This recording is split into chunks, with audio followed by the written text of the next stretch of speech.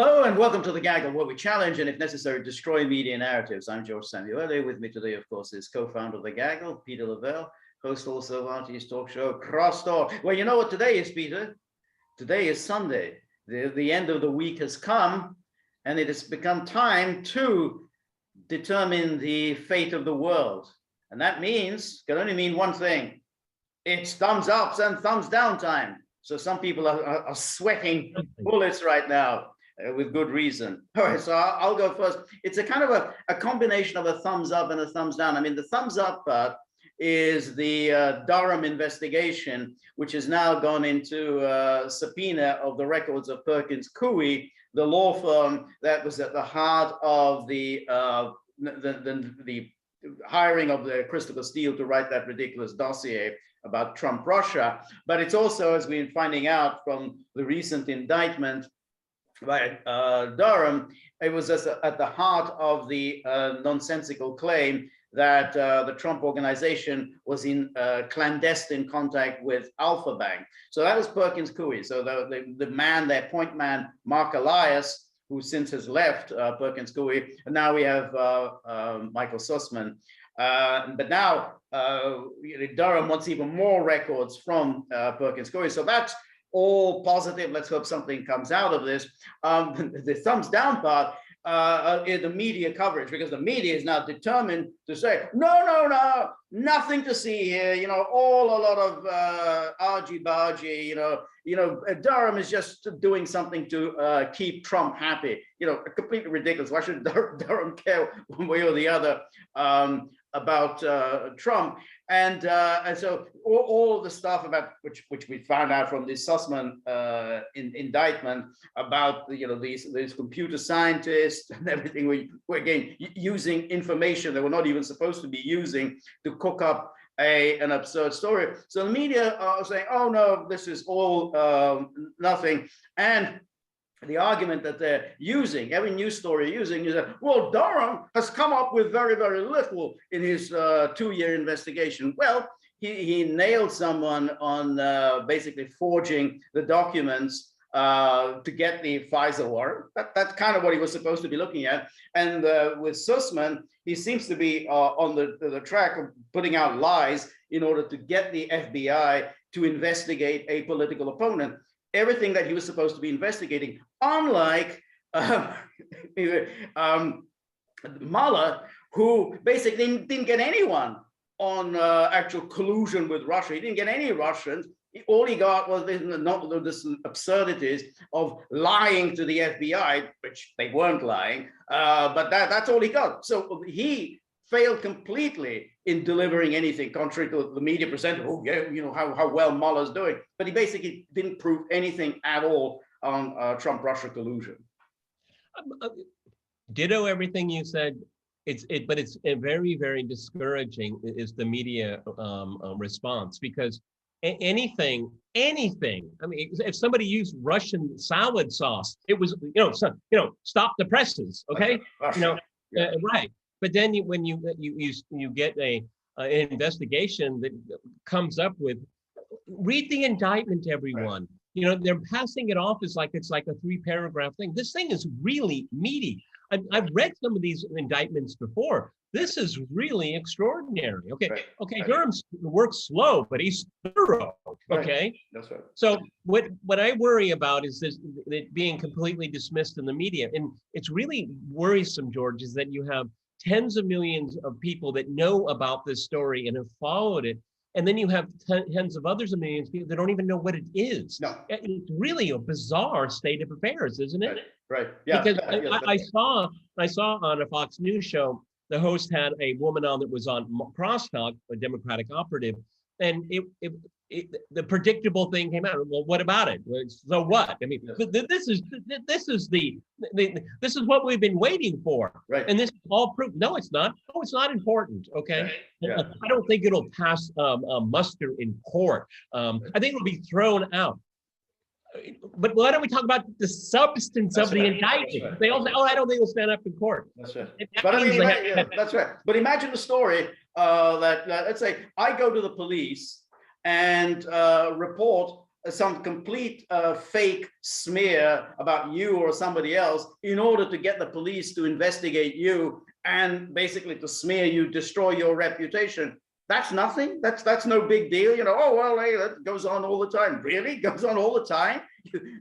Making false reports to the police in order to destroy somebody's career and reputation. That's serious. That's not quite what you're supposed to be doing. But like, as you said, these Democratic operatives, well, no, it just goes on all the time. Everyone does this. Really? Since when? Imagine if Trump had done this. But see, everybody, what George and I have been doing for years is that almost to the point of exhaustion. Okay, you're making this claim. Can you show us some evidence? But we have evidence, and you don't want to listen to it. I mean, this is an inverted universe. You and I waited, can you give us something to chew on here? Right. Okay. Right. And there was nothing. Ever. Not one, except for process crimes. Exactly. Okay? Exactly. Claiming that someone lied or tricked them into being untruthful. This is a totally different ball game, exactly. And it's not getting any coverage. Again, I've said this many times in the gaggle. The way the mainstream covers it, it'll say it's a Fox News story, and ergo, it's fake. Yeah. No, that's right. That's it. And that whole. I mean, it's hard now to remember. Again, the media have just buried it. What happened during Russiagate? Night after night after night on MSNBC, CNN, they were peddling all this rubbish about the Trump Russia. So remember, how many shows did they do about that stupid meeting in Trump Tower with that woman, that Natalia Veselnitskaya, who came and had a 20-minute meeting, babbled on about Bill Browder. Yeah, Bill Browder. They had no idea what she was talking about, and the meeting was over. And how they peddled this, and it came to nothing.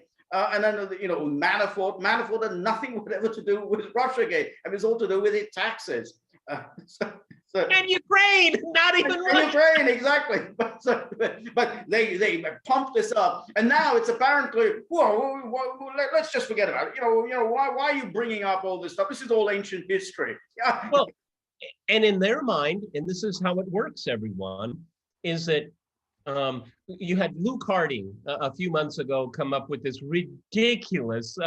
I mean, this was out of Natasha and Boris, okay, from the early 1960s, right. A story about, basically a breaking story about Kremlin thinking, on old Cyrillic typewriter or something like that. It wasn't carried. Nobody really commented on it.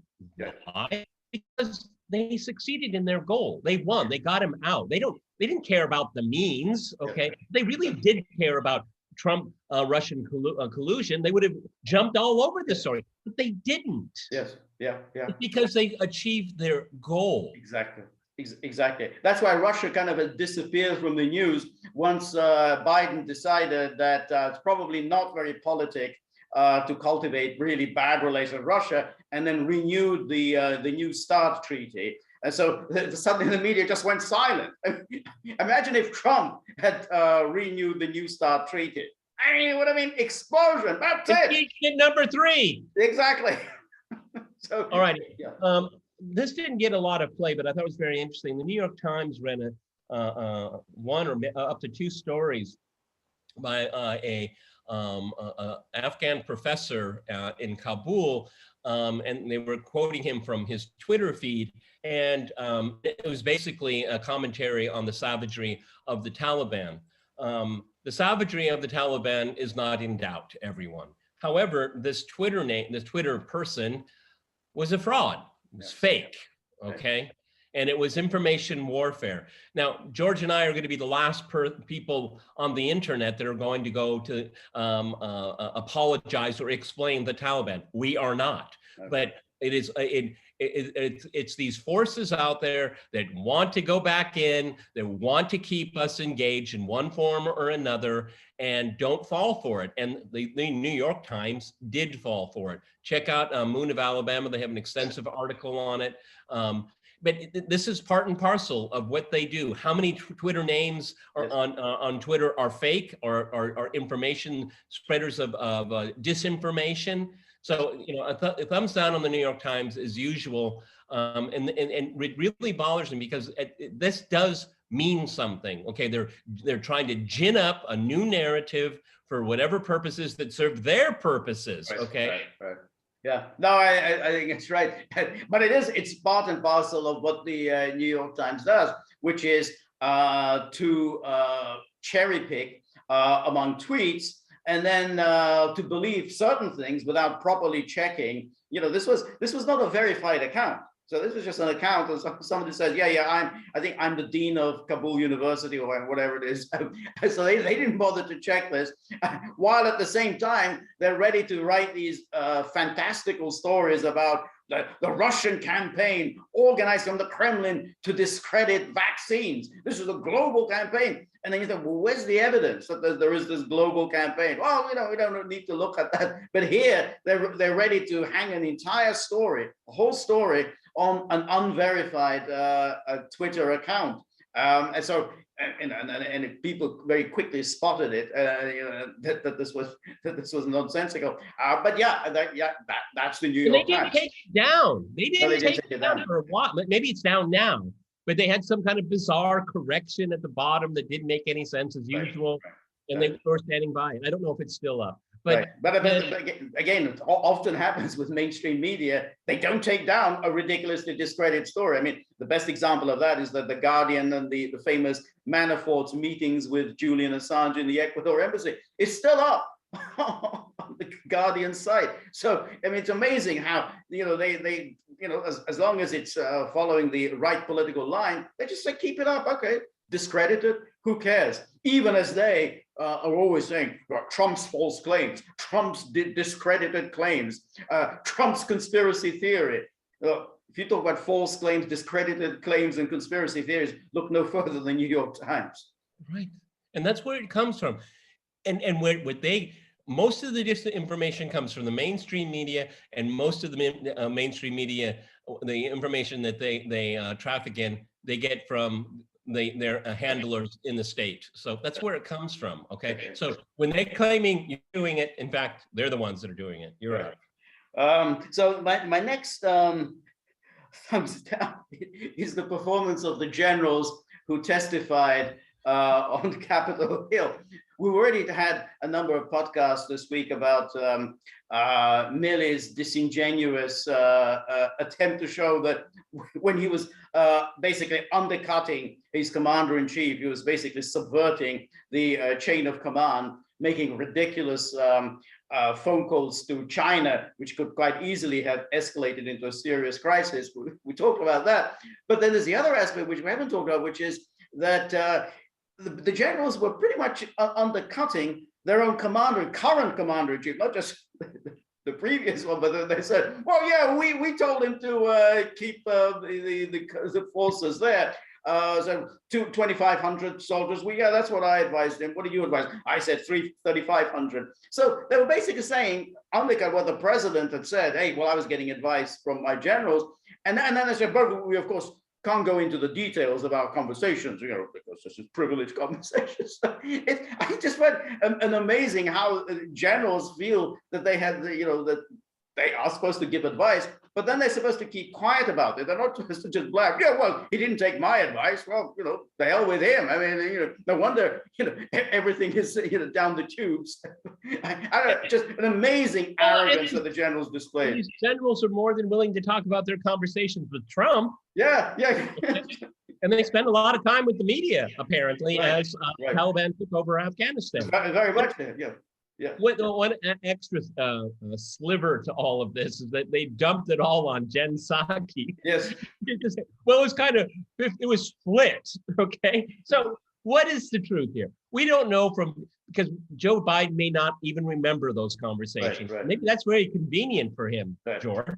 Okay. Yes. Right. Jen Psaki is just going to say, this is what they told me. And then the generals, were they sitting all three together looking at each other? It's like, we're going to get away with this one. We're going to walk over these people. That's right. But the amazing thing is these are currently serving generals. In other words, they are still answerable to the current commander-in-chief. they are not supposed to detail, well, I disagree with the president. I said this, he didn't listen to me. Well, no wonder,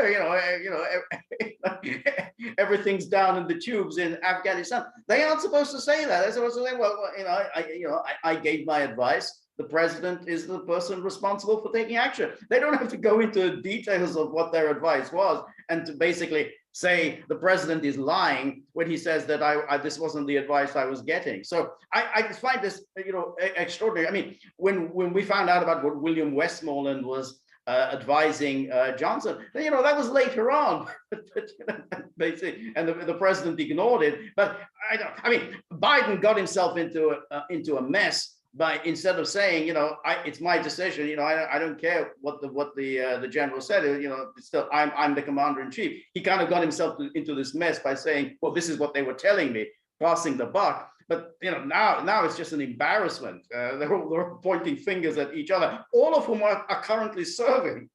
Yeah, it's like a group of children playing telephone line. I mean, we're never going to find out, George. That's right. Okay? That's right. And that was the whole point of the exercise. Okay. Yes. What was truly disappointing for me was Milley's telephone calls to his Chinese counterpart, Absolutely. and he got pressed on it, but they wanted to talk about the evacuation of Kabul, right. And you and I predicted it right here. Absolutely. That's where they're going to focus their attention. Which for me, it was a fiasco. It was humiliating. It was screwed up. Okay. Yeah. I'm not really sure what we can do about it now. Nothing. There's nothing you can do. But the chain of command issue, that somebody has to be made an example of. You, under no circumstances, you ever do something like that. And it's not given the weight that it deserves.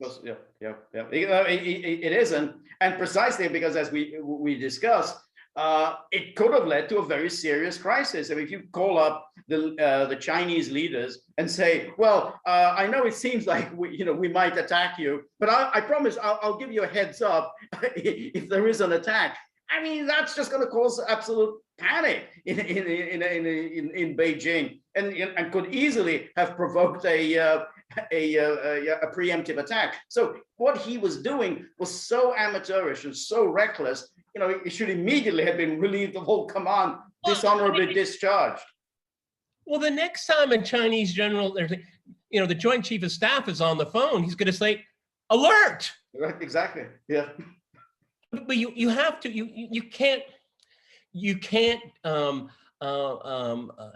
take chances. Okay. You have a leadership in the United States that is simply out of control, out of balance, unstable. And if you get that call, you're going to have to say, damn it, get the troops up, get the planes in. We don't know what's coming. Exactly. Because if it's the chairman of the Joint Chiefs calling, not the president, but the chairman of the Joint Chiefs saying, hey, we pretty promised that we're not going to attack. And if we do attack, I will let you know ahead of time. What are the Chinese supposed to think? This was you've basically cut out the president. You're basically doing it behind his back. That means they are planning an attack. We need to do something fast. I mean, it's mind-boggling in the idiocy involved. Yes. All righty. A thumbs up. The civil war going on in the Democratic Party over spending all of that money here. Number one, inexplicable to me, Joe Biden is not leading on what is supposed to be his signature legislation. I mean, if this doesn't go, and the likelihood that it's not going to pass grows with every single day, pushing it back to the end of this month here, it means people are going to be digging their heels in. People are going to want more or less. But Joe Biden essentially has just kind of deleted his own presidency. It's inexplicable to me. And it also shows that the Democrats know that the clock is running out. We can assume there's not going to be some kind of black swan event here. They're going to get trounced in the November election of next year. So that means they're in a real hurry, and they're being in a real hurry. They're getting really, really sloppy. Right. And what it does is that it's creating a form of paralysis and complete gridlock. We're used to that word here, but we're not used to it in one party. It's usually the other party. Okay. So I can't say I'm enjoying it, but it was fully expected. None of this was thought out. nobody has read this legislation. Is all cobbled together.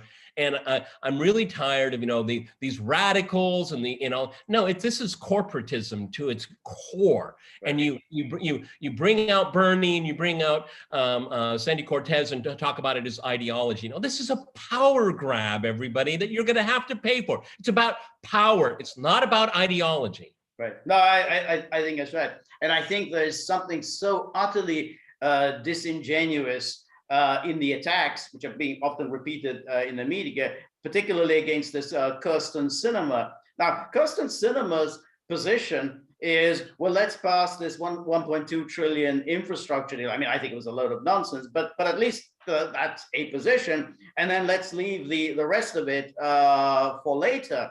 It was the progressives who suddenly changed the equation and said, well, no, we're not going to pass this infrastructure. We need this big 3.5 trillion boondoggle, this continuing resolution. Well, they changed the game. So attacking her, it seems so absurd because she said, I'm not going to sign on to this 3.5 trillion deal nonsense. Let's at least pass this. But no. And so yesterday on Saturday Night Live, I don't watch that, but I saw there was the little clips of it. They're dumping on her as if she's being unreasonable. But that was the original goal. They'll do the infrastructure, then they'll move on to the on this big continuing resolution boondoggle. So then they, all these Sandy Cortez and others said, no, we're not going to handle the infrastructure. We want the whole thing, the whole deal, which I guess is still the position of both of Biden and Pelosi. Well, that's not going to get anywhere. I mean, now she's dug in her heel. I mean, Manchin has dug in her heel. So this is all they made a mess of this. Now there's been that infrastructure thing has been postponed till the end of the month. So you're right. I mean, I don't care about either of them, but they really made a total hash of this one. George, they have the White House. Right. They have the Senate. Right. They have the House of Representatives. How in the world is this supposed to happen? It's ridiculous. Right. Yeah. That's right. But fully predictable, because this is like swatting at anything that comes your way here. There's no focus in here. I don't believe their words of sincerity. This is just a vacuum up as much money, because this money is going to be spent over a long period of time here, and that's for their pet projects, for diversity and all of this. It's like putting a huge amount of money in a bank account, and they will divvy it out as they so wish. Yeah. No, that's right. And I think what they want, particularly what Biden and the people in the Biden team want, is that they're going to have this huge, piece of legislation. We're spending $5 trillion, and then the media will be there. This is a historic breakthrough, the most far-reaching, important legislation in American history. President Biden will become a more important world historic figure than FDR. Right. That's what they're counting on. I mean, that's their gamble, all on the basis of a 50-50 split in the Senate. That's right. There is no consensus to do what they're doing. And you're absolutely right, George. Biden, we already know that he consulted with some presidential historians and all that. And he what do I have to do to be on par with FDR and LBJ? Right. And I guess they stupidly said, spend money. And that's what he wants to do. That's exactly what they said. Right. Yeah.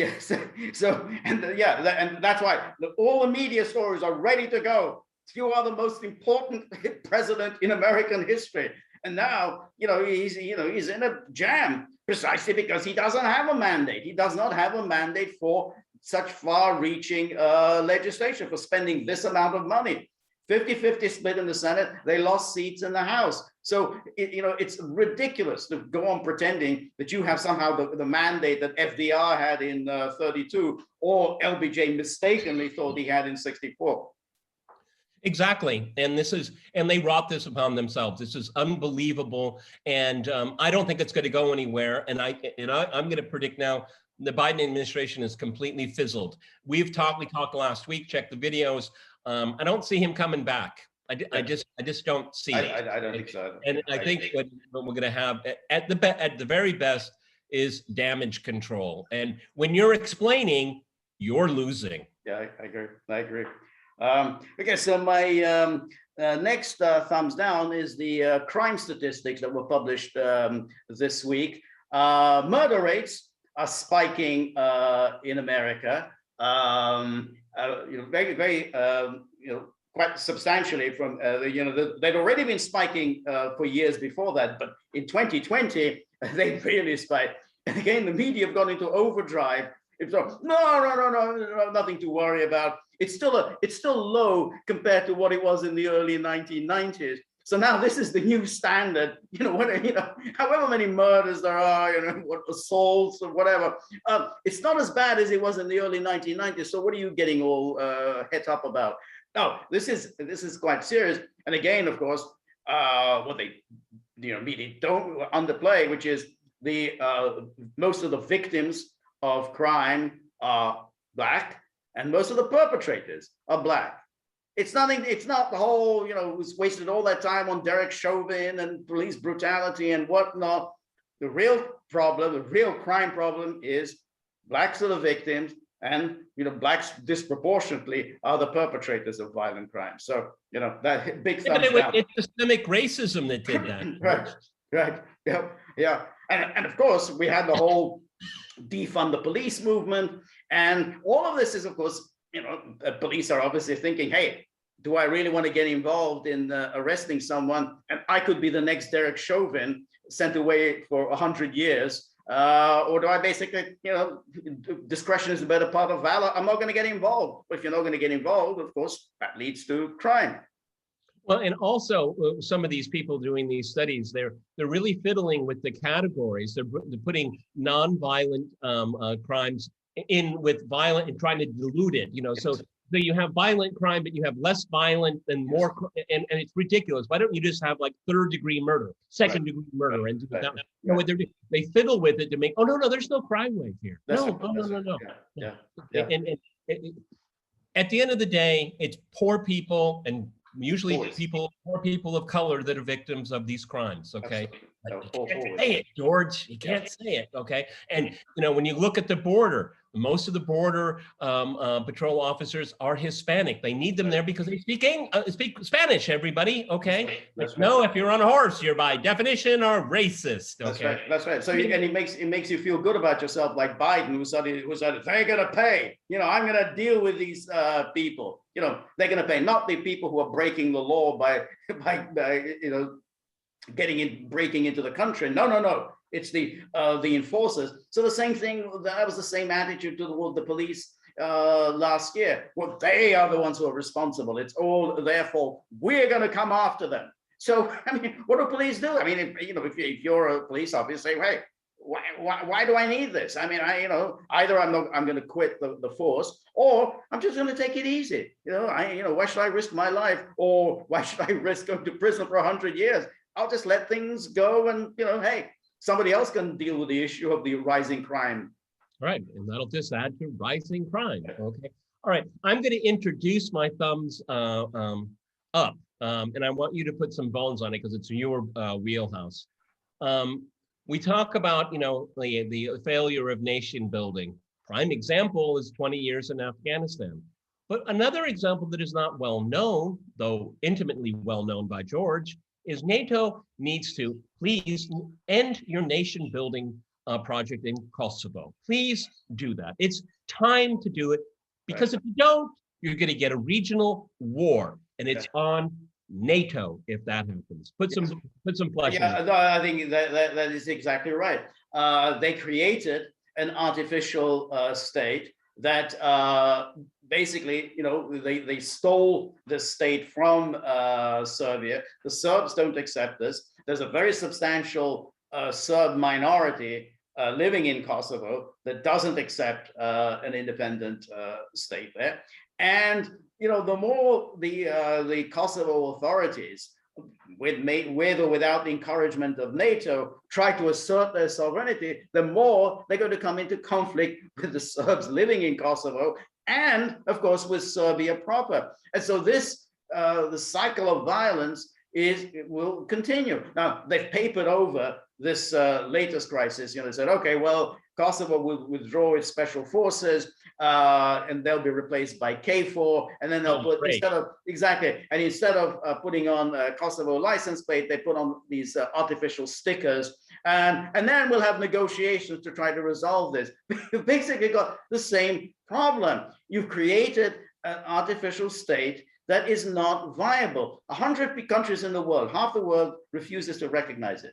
So again, you're completely miscalculated when they thought we'll just ram this through, we'll recognize it, NATO will recognize, the European Union will recognize it, and then everybody else will follow suit. No, they haven't followed suit. They can't even get all of NATO to recognize. There are NATO and EU states that refuse to recognize Kosovo. So you've got that problem, and of course you've got the problem of Bosnia, where you've got these two entities that they've kind of artificially forged together, this Republika Srpska and the Muslim Croat Federation. Basically, they cannot get on. And what does NATO do? NATO pushes for NATO membership for Bosnia-Herzegovina. That flies so much in the hostility of the Serbs. It isn't going to fly. And now Milorad Dodik, who is the Republika Srpska representative on that presidency, has said the Republika Srpska will be independent state by 2030. He's just said this the other day. It will be an independent. Therefore,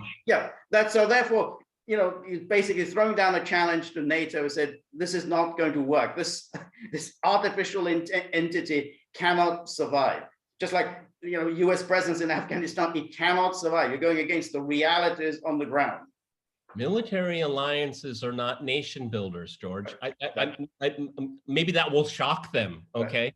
But a military is supposed to, under civilian command, to perform a military operation, hopefully over a short duration of time with the least amount of casualties, okay? I don't know what NATO is doing, what they think they're doing. There's some kind of mandarins of the universe. They know something about nationalities that nobody else does. They have some kind of secret sauce in their policy. Right. Utter failure.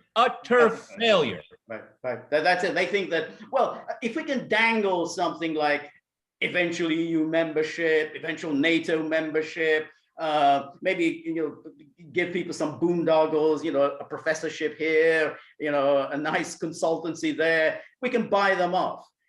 It isn't going to work. I mean, you're facing the realities on the ground. They are, majority of the people there are hostile to NATO intentions. There's no way that they can get Serbia and Bosnia-Herzegovina into NATO. It just isn't going to happen. And so therefore, you're dangling things in front of them that they're not interested in. Because people that are dangling gave up on all of that a long time ago. We want the shiny objects. Who cares where I'm from? Who cares about my history? Who cares about my culture and society? I like the dangling things. These people won't take it. No, I mean, they bullied Macedonia, now they call it North Macedonia, and Montenegro into NATO membership. In both cases, they firstly in Montenegro, no referendum. We don't want any referendum on NATO membership. They knew they would lose that. And then in North Macedonia, they said, oh, we'll accept it. About 30% of the people voted. So yeah, we'll take it, 30%, I mean, it doesn't even remotely come to a proper vote. Oh, that's it. Good enough. Macedonians voted, they want NATO membership. Oh, geez, the hypocrisy of these people. Yeah. Okay, I'm sure those countries will be at the Democracy Summit. Oh, I'm sure, exactly. Yeah, that's it. Yes. Laser-like focus. Okay. You're up. All right. I guess it's a mixture of a thumbs up and thumbs down. Thumbs up, which is, Viktor Orban has done it again. He signed a deal with Russia to provide natural gas. So some of the gas will come in through the South Turk Stream, and then some of it will go through Austria. All of it, however, 100% of it will bypass Ukraine. Ukraine has gone absolutely crazy about this. They're enraged. How dare Hungary do this? Orban said, well, I feel bad for the Ukrainians, but my priority is the Hungarian people, and I have to do what's best for the Hungarian. So the Ukraine has gone to the EU, complained to the EU, you have to do something about Hungary. And the EU said, yeah, we're going to look into this. This is very, very serious what Hungary has done. But, you know, with energy prices spiking in Europe, as we've talked about, you know, what is a responsible Hungarian leader to do other than you sign a deal to get as much natural gas into your country as possible? And Ukraine has pursued policies against the Hungarian people of Ukraine that the Hungarians have already spoken out about many, many times. They're banning the Hungarian language schools. You know, so Ukraine just isn't in a good position to start complaining, stab in the back from the Hungarians. You know, George, for some reason, I guess there are people in the European Union think that Hungarians voted for Orban so he could look after the interests of Ukraine. Yes, I think that must be it. Wow. It must be from the water. Okay, I mean, why would someone think so stupid? No, on top of it, everyone, such a whitewash here. Ukraine has a horrific track record of being unreliable with natural gas that has been purchased from Gazprom in advance. It's a contract. They've paid. And now it has to go through Ukraine. Doesn't always get there. Oh, there's a puncture in the pipeline. They're siphoning it off, okay? They have not repaired the pipelines. Okay, the new pipelines were needed because they were complete in disrepair, theft, siphoning them off, and then they would turn it as, no, we're not gonna ship it until Russia pays us more transit fee. Well, then Russians say, okay, then we'll increase the price of the gas to pay for it, and then you get to a price of natural gas that no one can pay for because Ukraine wants to be in the mix. The Ukrainians did it to themselves. If they could have just said, look, we have our own nationality issue and all of this, but don't touch that. I mean, it's not even ours. It's German gas now, okay? So, I mean, go complain to the EU. I mean, you know, Ukraine is the nemesis of European energy policy. The nemesis, okay? And a basket case. And the European Union last year already made it very clear to Kiev, figure it out with the Russians. Just figure it out. That's right. Wait, what do you want us to do? You're not a member of the European Union. That's right. You know, this is such a slippery path of hazard that the Europeans are encouraging the Ukrainians to do outlandish things. And it's at their own expense. I mean, Hungary's a member of the European Union. They may not like it, but it is. That's right. It's just absolutely outrageous thinking, these people. Yes, exactly. And as you say, Ukraine brought this on itself by siphoning off this gas. I mean, they did this. I mean, it's again, this isn't really covered properly in the Western media. So I said, oh, Russia was using gas as a weapon against Ukraine, cutting off the gas to Ukraine because he didn't like Ukrainian policy. No, the problem was Ukraine was siphoning off the gas. And not paying. And not paying. They their bills.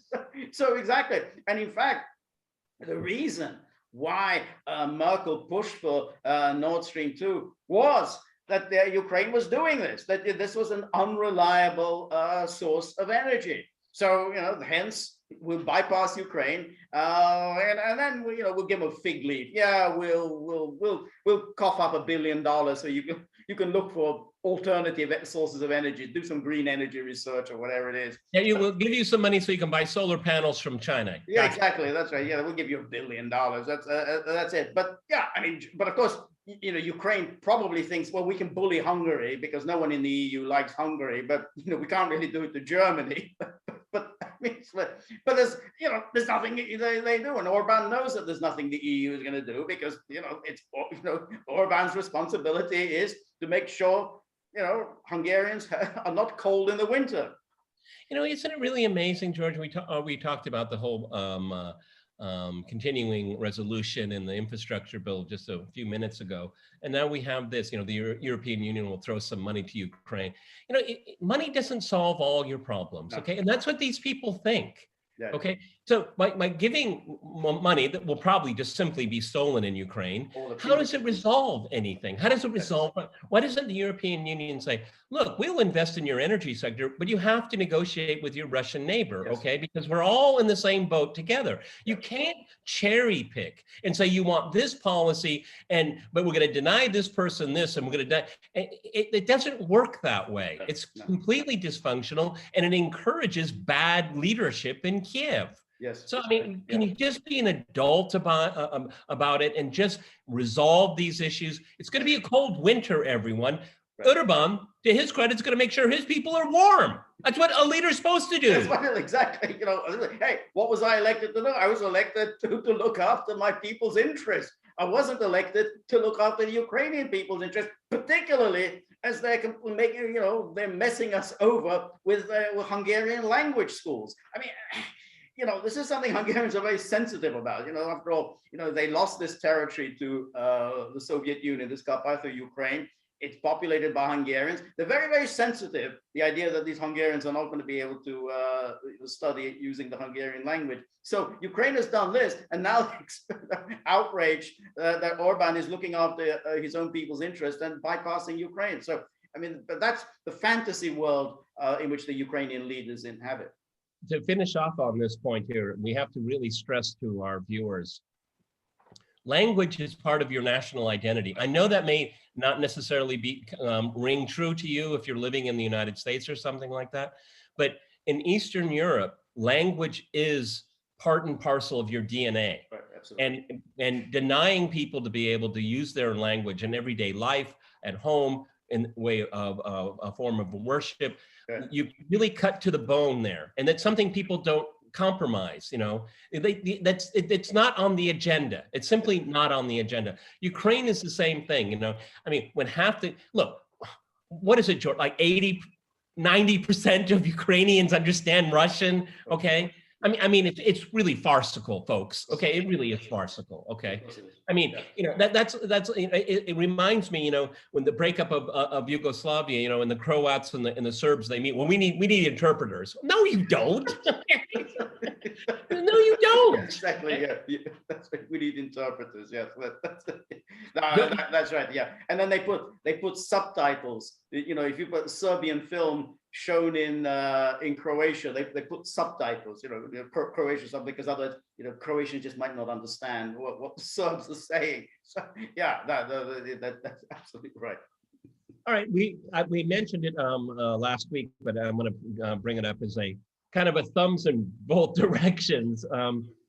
Keep coming across the use of the term regime in Western media applied to domestic politics, which is for you and I, because we do geopolitics primarily, we know how people use and abuse that term. Right. And now it's being imported into American political parlance, which is it's jarring for me. Okay? Yeah. And it's intentional to hurt, and it's intentional to divide. See, we just talked about language and how important it is. It's in this context, it's just as important. Language can be used to divide people, and particularly the usage of it now. Regime is something to dislike, to hate, to fight against. Okay, it's really very interesting. I hear it more and more often. 2 or 3 years ago, you never heard it ever in the context of domestic politics. I agree.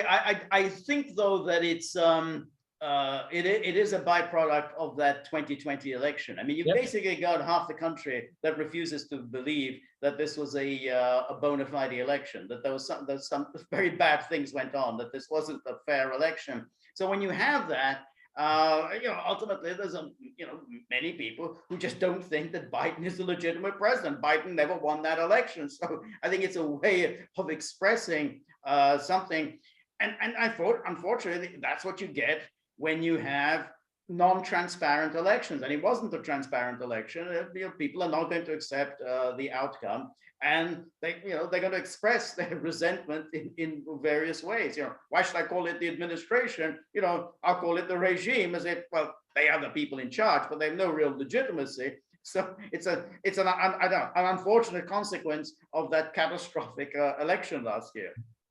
Yeah, and repeatedly, it's glaring the lack of unity and the point of you don't want to even be part of that unity because they exclude you. Okay. Right. You must say yes, yes, yes on your knees, and then they might tolerate you. They will not embrace you.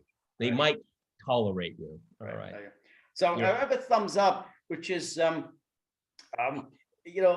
Mike Lindell, not a very well-known person, but a well-known figure in the Pillow guy. Yeah, exactly. With the pillow guy, very well known in the in Bannon world, and he's made a number of documentaries about the 2020 election. He thinks that all of it was fraudulent and stolen. He was sued by Dominion voting systems, and so they used their muscle, and they've used their muscle against others. They threatened others with lawsuits.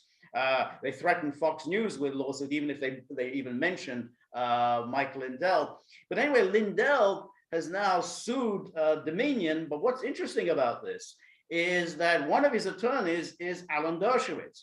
And Dershowitz would not be, he's no fan of of Lindell or Bannon or whatever. The Christian right.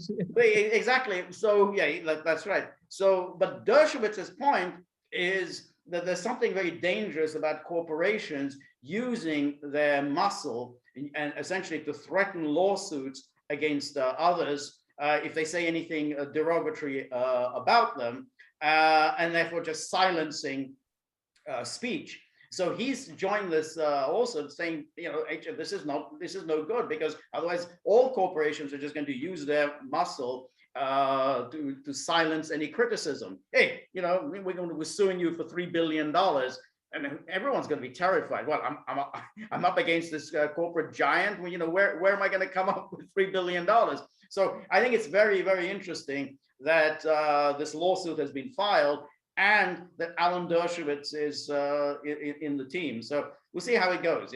Maybe be thrown out, but I think that's very healthy, because I think corporations using their economic muscle to silence speech is very dangerous. Say what you want about Alan Dershowitz, and a lot can be said, okay? But don't trivialize his ability in a courtroom. He's pretty good, okay? Absolutely. And I have, with the exception of the whole Israel question, I actually agree with Alan Dershowitz on many, many things. He actually, well, that we're mentioning his name, his theory of the case where the state can demand you get a vaccine. It's very. I don't agree with it, but listening to him, he makes some compelling arguments. That's why he is who he is. Okay, very interesting. But good. We should not live in fear of corporations. So this is a move in the right direction. That's right.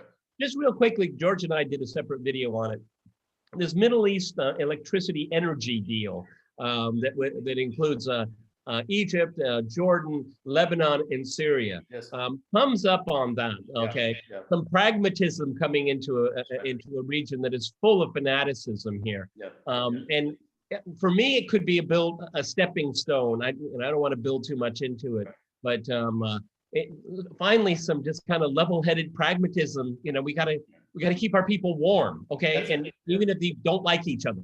That's it. No, I think that's right, and I think it just shows that if you start these imposing sanctions on countries, try to bring them to their knees, it has knock-on effects, which is, other countries are economically integrated with Syria. So if you make Syria suffer, Lebanon suffers. And so suddenly, the United States found, hey, Lebanon could just simply collapse. And so you're right, there's some pragmatic thinking, which these regime change merchants never really considered. Hey, well, we'll just overthrow Bashar al-Assad, and then everyone will live happily after.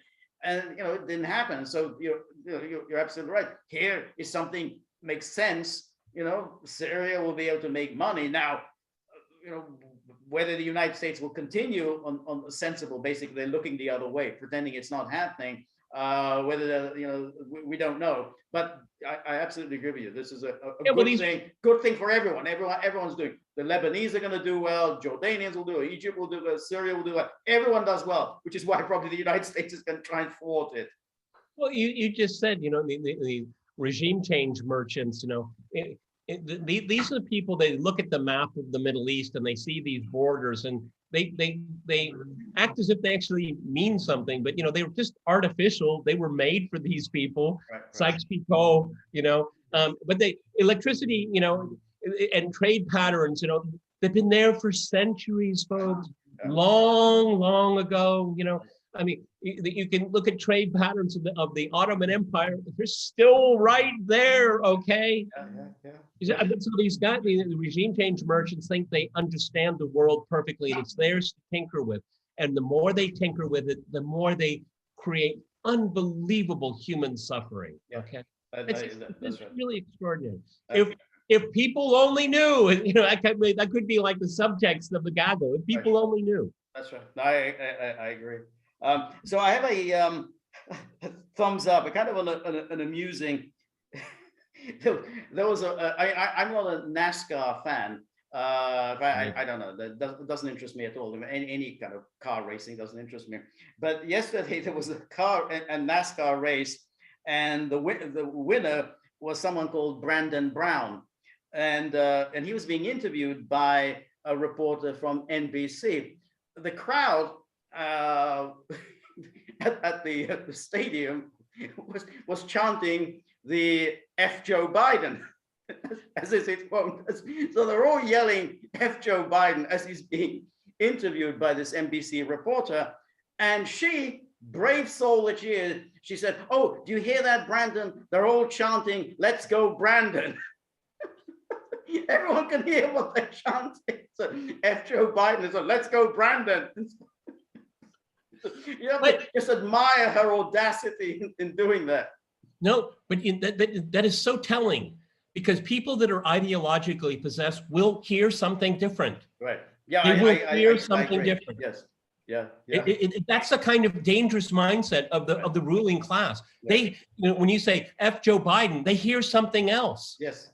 Because they've programmed it out of their mind. It's unacceptable, does not compute, does not exist. Yeah. And that's how they rule. That's it. I agree. That's what. So yeah. Let's go, Brandon. That's how they rule. All right. Thumbs down. Lieutenant Colonel Stu Schiller is in the brig as we speak right now. We don't know what charges he is facing.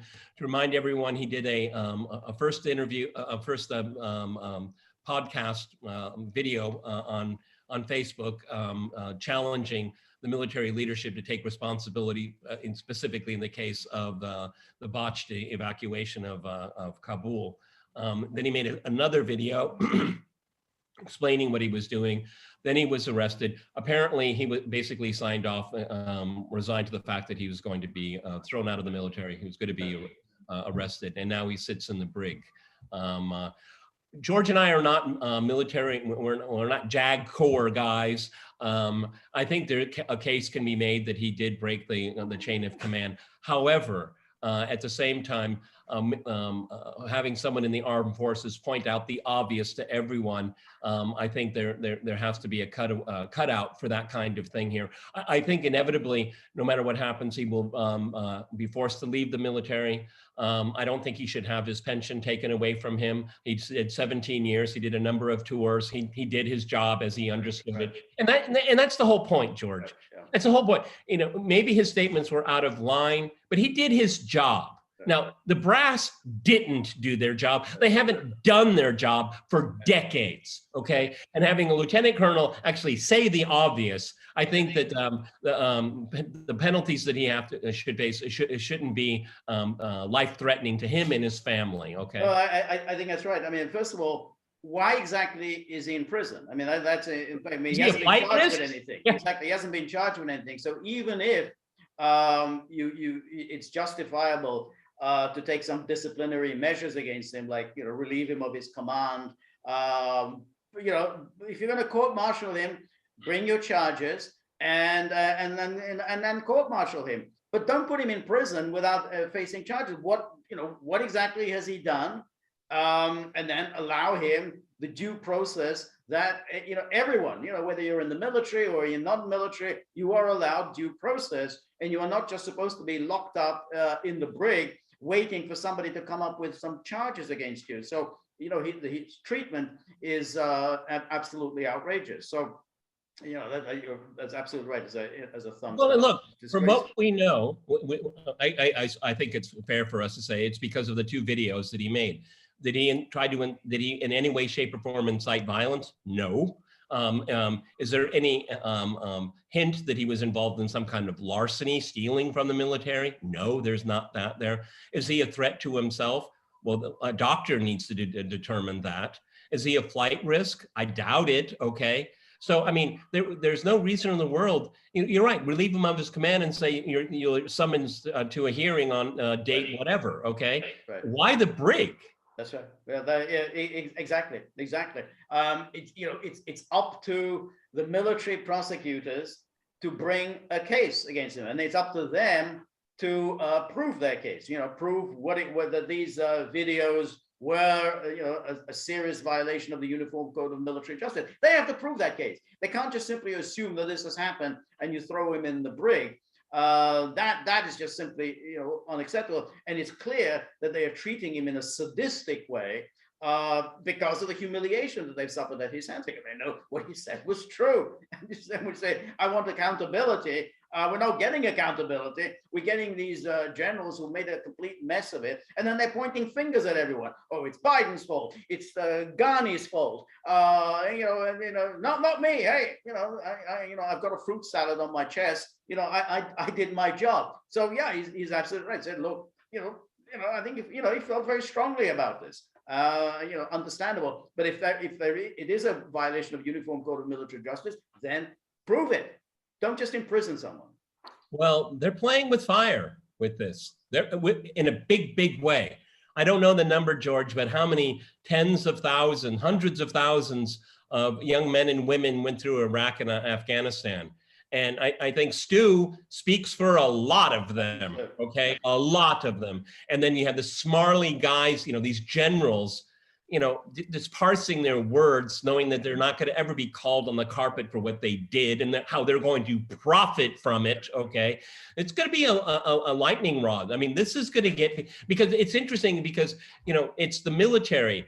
And if it were any other profession, it would be up for grabs. But, people, hundreds of thousands of people can identify exactly with what he's saying, That's it. okay?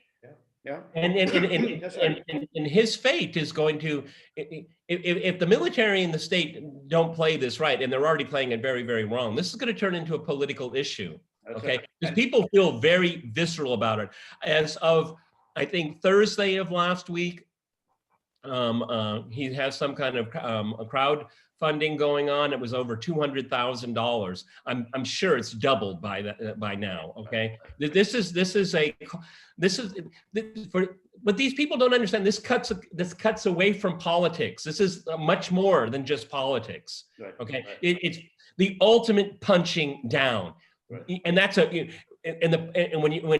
powerful people are exposed for doing it, it ends badly. Yeah, no, I think that's right. And, really, when you talk about crimes, we have American military committing crimes. Now, whoever killed that Afghan aid worker and however many children that were killed, I notice he's not being, no one's arresting him. No one's saying, we're going to basically be investigating for war crime. No one is ever held accountable for war crimes, so apparently you're only using the justice system against people whose views that you don't like. They criticize the top brass. That's the war crime. Kill some children. Heck, who cares? There's more children where they came from. But you speak out of turn, boom, we're going to come at you. Well, Milley said the killing after the fact, before the fact was established or released, it was a righteous killing. No, it wasn't. It was essentially murder. And what Stu had to say was righteous. Right. Okay? It's as simple as that. I agree. My next thumbs down is we have the first Women's March of the Biden administration. And what are they indignant about? Abortion rights. Abortion rights are under threat. The Supreme Court is threatening our abortion right. Texas is threatening our abortion rights. So, and then they did the usual, my body, my choice, and my and so on. So apparently, none of them care about all the mandatory vaccines. None of them caring about. We're talking about the vaccinating small children, even though the effect of the vaccines on children and teenagers is already quite dubious. So they're peddling this. This my body, my choice, getting as usual favorable coverage in the media, and suddenly everyone's forgotten, that hey, well, I thought we kind of agreed that it isn't your body, that the government kind of owns your body, government can decide what goes into your body. But there it is, we're back to the cliches of the 1980s. Yep, yep. And there's no introspection about it whatsoever. It's really truly amazing. Okay, right. And we see it all over the place. Vaccine mandates, but if you cross the border, and you don't have any visible symptoms, then but they're only here for a short amount of time. George, how many people make that trek of hundreds of miles? Are they tourists? Yeah, they're not going to be here for very long. Yeah. They're tourists. Well, why did they fly? Yeah. I don't think any of them have the slightest intention of leaving. They're here to stay, and they pretty promise that they're going to show up for a court date. No, boom. Once they're in, and that's it. They're here for the rest of their lives. So that's absolutely. But yeah, that's exactly this. No vaccine mandates for them. Vaccine mandates for ordinary Americans. You don't like the vaccine, you're out of a job. Goodbye. You don't like the vaccine, we're not going to rent you an apartment. You don't want the vaccine, you're not going to get into the restaurant. So that's what goes for Americans. But if you break into the country, right this way, sir. One of the things that's really interesting, and a number of deadlines are looming across the country for nurses and doctors, first responders, the military. What's interesting to me about all of this is that this is the lower tiers of the professional managerial class. And now what they're turning on each other, because there could be a medical crisis, but it won't be because of a virus, it's because we no one in the hospital to treat someone. Okay. But it's interesting how they're turning on their own. And because these are people that have prestige in society. And particularly during the height of the pandemic, I mean, the first responders and doctors and nurses, they were venerated. I mean, they did the whole Empire State Building thing, I think. Yeah. That's and then remember they had all those ridiculous videos when they're doing this dancing. Something. Hey, here are all the nurses at such and such hospital, and then they would all do this ridiculous 2-minute dances because we're all supposed to worship them and say how great they all are. But I would wager a lot of these people are not Republicans. No, I don't think they are. I don't think they are. I mean, I think they're making entirely decisions for themselves. And it's an amazing thing that you're basically going to kick them out, and it's already you're getting all sorts of shortages because you're going to have shortages of nurses in hospitals. That's going to have an effect on sick people, not just people with COVID, but people who are sick with cancer or whatever.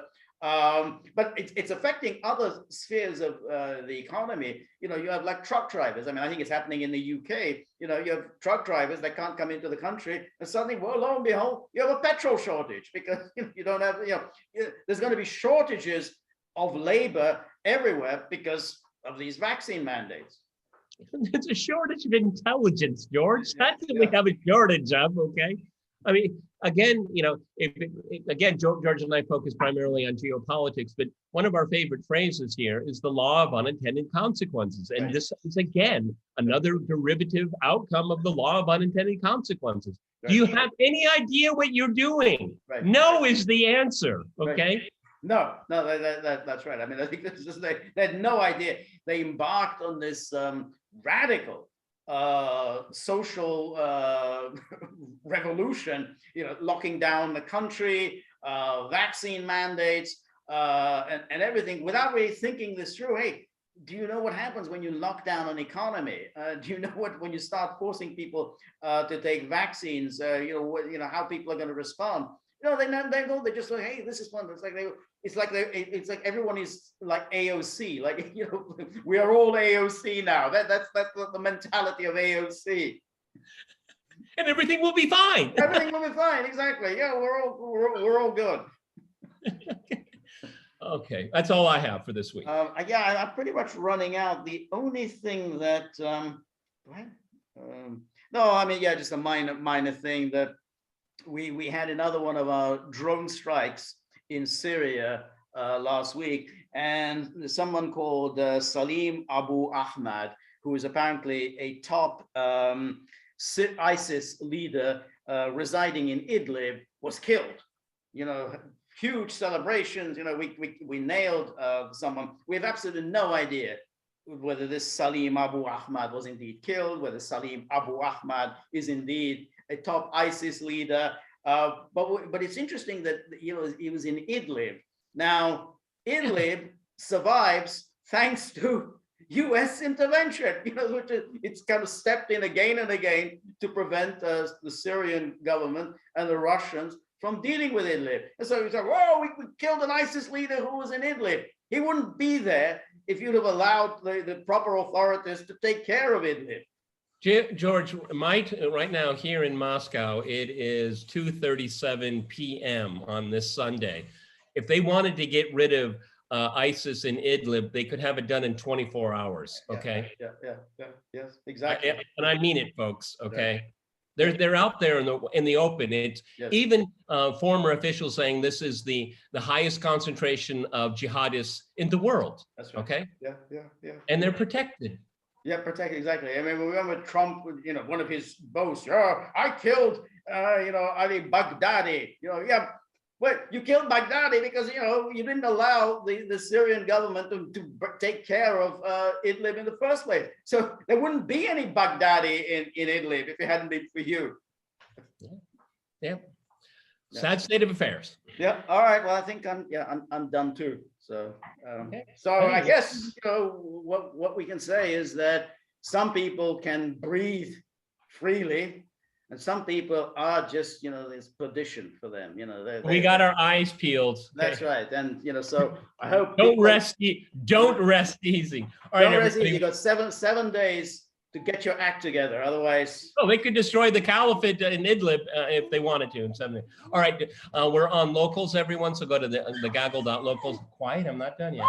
thegaggle.locals.com. Every Friday, George and I do we're your Friday date. Friday, we do our super chat on YouTube. Always catch us because it might be the last one considering what's going on. Buddy, I'm almost done. George, you have a live stream probably coming. I've got a live stream exactly in the next couple of days. I'm going to do the live stream. And we have the store that's up and running, and we've got all sorts of great things in the store. And of course, as we can hear, Buddy is not happy. He's not a happy camper, and we know what's upsetting Buddy, and that is the condition of that tip jar. It's his tip jar, and he's made his feelings plain. He wants it filled, and it's not getting filled. So he's upset, and I understand his position.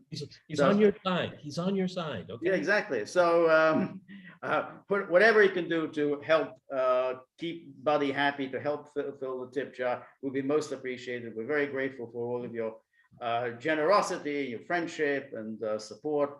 And whatever you can add will be we're very grateful for.